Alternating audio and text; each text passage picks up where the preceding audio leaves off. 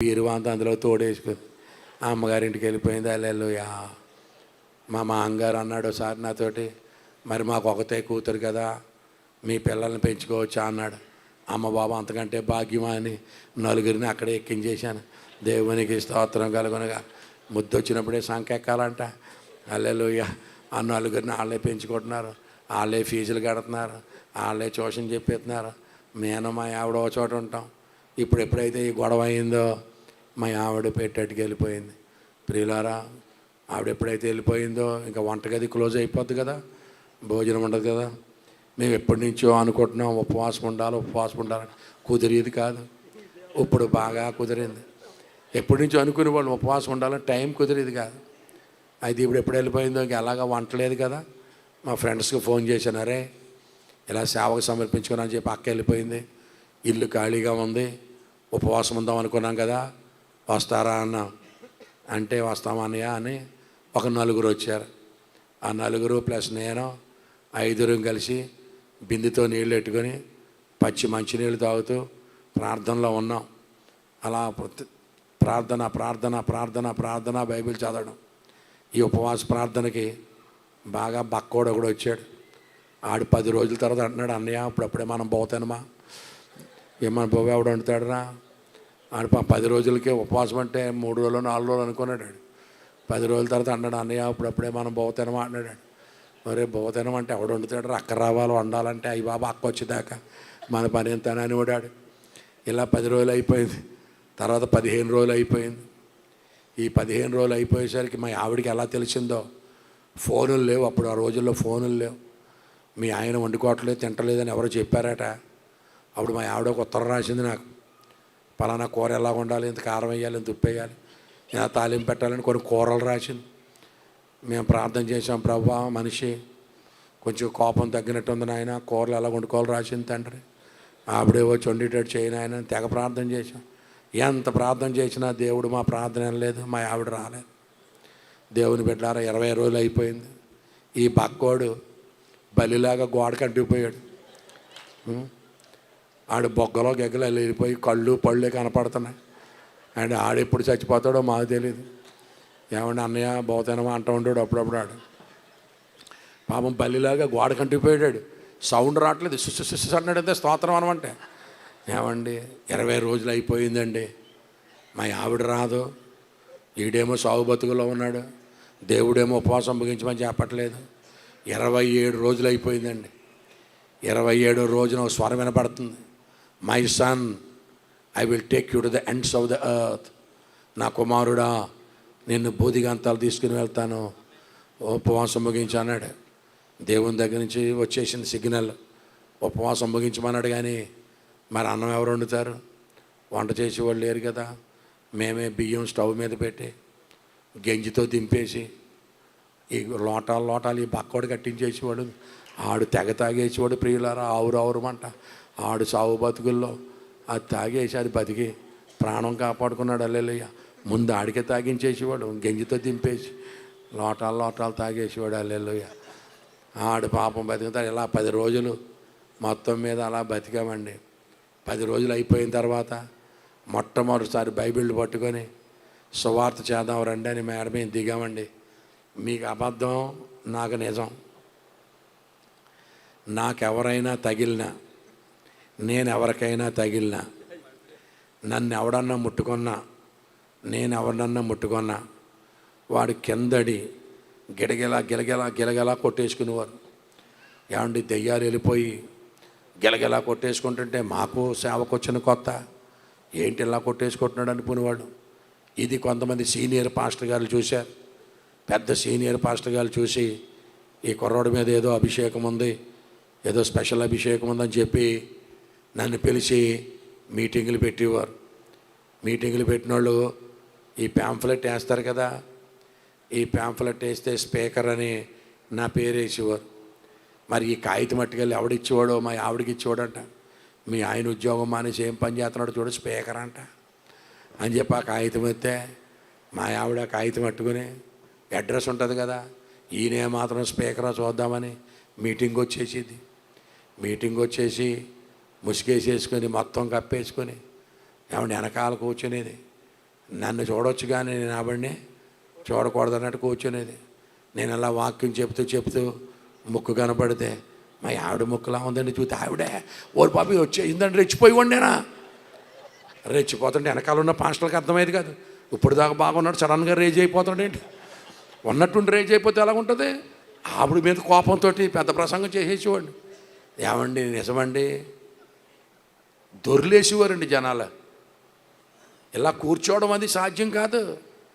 కుర్చీలో కూర్చోవడం అలాగా ఉండడం అవదు. కిందటి దొర్లేయడమే. ఏడుపు ఆపడానికి గంటలు పెట్టిందండి, 1-2 గంటలు. నాకు కన్వీనర్స్ ఫోన్ చేసి చెప్పేవారు, అన్నయ్య నువ్వు వాక్యం చెప్పేలా వారమైంది ఇంకా ఏడుస్తున్నారు జనాలు, 10 రోజులైంది ఇంకా ఏడుస్తూనే ఉన్నారు అనేవాడు. గొర్రెలు దొర్లేసేవారంతే ఎక్కెక్కి. ఇది మా ఆవిడ చూసిందండి ఈ సీను. ఈ ఏడుపులేంటి, పెడబొబ్బులేంటి, పశ్చాత్తాపం ఏంటి బాబోయ్, మనుషులు మాట్లాడితే అవుతుంది ఇది దేవుని కార్యం కాకపోతే నిజంగానే దేవుని సేవకుల్లాగా ఉన్నాడు. ఇటువంటి వాడికి అడ్డు వెళ్ళానంటే మా అమ్మకి నాన్నకి అవుతాయి కూతుర్ని, నేను కానీ పోతానేమో అని ఆడు భయమట్టేసుకొని ఒక పెట్టెట్టుకెళ్ళిన ఆవిడ 2 పెట్టెట్టును వచ్చేసింది. దేవునికి స్తోత్రం కలుగునగా. హల్లెలూయా. వచ్చేసి ఒకటే మాట అంది, నువ్వు నిశ్చయముగా దేవుని సేవకుడు నాకు అర్థమైపోయింది, ఇంక నీకు ఫుల్ పర్మిషన్ అందండి. ఇక చూడండి మా ఆవిడ చెప్తే మరి రెచ్చిపోమా. ఆవిడ ఎప్పుడైతే పెట్టేట్టుకు వచ్చేసిందో నేను పెట్టి సర్దేశాను ప్రియులారా. పెట్టి సర్దేసి మెడ్రాస్ వెళ్ళి, మెడ్రాస్ నుంచి సింగపూర్ వెళ్ళి, సింగపూర్ నుండి ఆస్ట్రేలియా వెళ్ళి, ఆస్ట్రేలియా నుంచి న్యూజిలాండ్ వెళ్ళి, న్యూజిలాండ్ నుంచి క్రైస్ట్ చర్చ్ వెళ్ళి, క్రైస్ట్ చర్చ్ నుంచి డెన్డన్ వెళ్ళేసరికి ఇంక భూమి లేదు. భూమికి చివరి అదే అంటార్కిటికా ఖండం. దేవుడు అక్కడ నాకు జ్ఞాపకం చేశాడు, నిన్ను భూదిగంతాలు తీసుకుని వస్తానని కదా, ఇక్కడ భూమి ఉందా అన్నాడు. భూమి లేదు నాయనా అన్నాను. మరి ఏముందా అన్నాడు. ఇదంతా ఘనీభవించిన ఐస్ కాంటినెంట్ నాయనా అన్నాను. ఇదే భూమికి చివర అన్నాడు. నీకు నమస్కారం నాయనా అని దేవునికి సాగిలిపడి నమస్కారం పెట్టాను. అక్కడి నుంచి నేను క్రైస్ట్ చర్చ్ అనే పట్టణం వచ్చేసాను. క్రైస్ట్ చర్చ్ అనే పట్టణం వచ్చేసి అక్కడ చాలా కాలం సేవ చేశాను. ప్రియులారా, ఆ పట్టణంలో అందరూ తెల్లగా ఉండేవారు, నేను ఒక్కడనే ఆపోజిట్లో ఉండేవాడిని. కానీ వాళ్ళకి నలుపు అంటే ఇష్టమంటే ఆ సంగతి నాకు తెలియదు. దేవునికి స్తోత్రం కలుగునగా.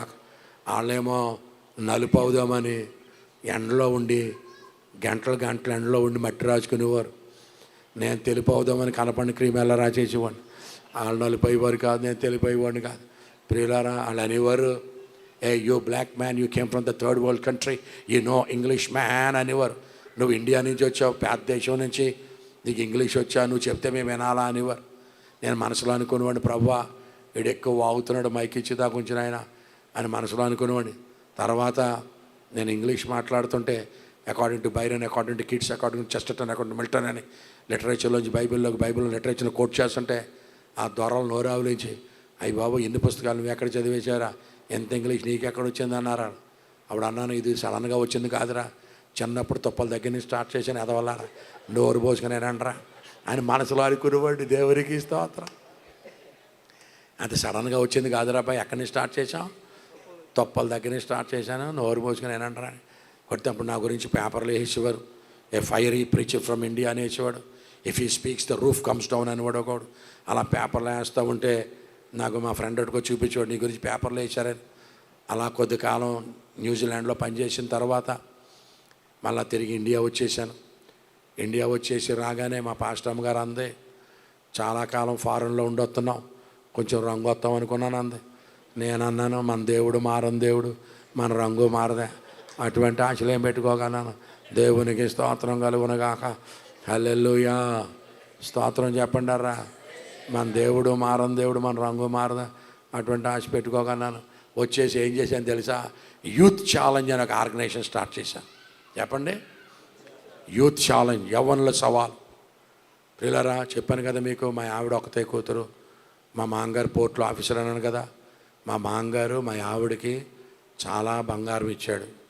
1.5 కేజీ పైన ఉంటుంది, 1.5 కేజీ 2 కేజీలు బోల్డెన్ గొలుసులు, గాజులు, హారాలు చాలా ఉంటాయి మా ఆవిడ దగ్గర. నేను మీటింగ్ పెట్టినప్పుడల్లా మా ఆవిడ గొలుసులు ఇచ్చేది, గాజులు ఇచ్చేది. నేను కరిగించి గోల్డ్ మెడల్ తయారు చేసేవాడిని. గోల్డ్ మెడల్ తయారు చేసి ఫస్ట్ ప్రైజ్ పెట్టేవాడిని. ఆ బంగారం కోసం వచ్చేసేవారు కొరగాళ్ళు. నేను సువార్త చెబితే అడ్డంగా దొరికిపోయేవారు. అలాగ చాలాసార్లు 150 మంది సేవకులను తయారు చేసి 308 సంఘాలు స్థాపించాను. దేవునికి మహిమ కలుగునగా.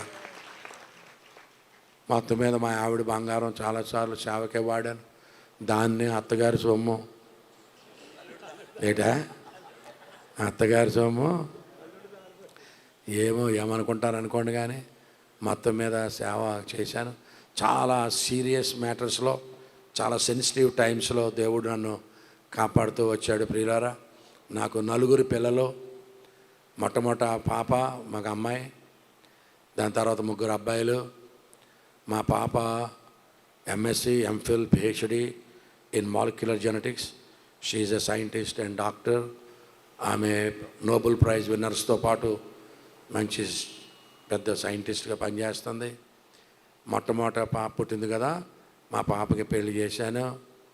మా పాపకి 2 పిల్లలు పుట్టారు. ఆ పాప, ఒక బాబు పుట్టారు. తర్వాత 3 కొడుకులు. 3 కొడుకులకి ఆషాఢ మాసంలో, అమావాస్యలో, పుష్కరాల్లో ఒకే రోజుని పెళ్లి చేశాను. 3కి ఒకే రోజులో పెళ్లి చేశాను. మా ఇంటికి 3 కోడళ్ళు ఒక రోజునే వచ్చారు. ఆషాఢ మాసం, అమావాస్య, పుష్కరాలు. హల్లెలూయా. ఎవరో చేయరంట కదా, నేను చేశాను. ఈ వింతేంటో చూద్దాం, వార్త రాద్దామని మీడియా వాళ్ళు వచ్చేసారు. టీవీ 9 వాళ్ళు, ఈటీవీ వాళ్ళు.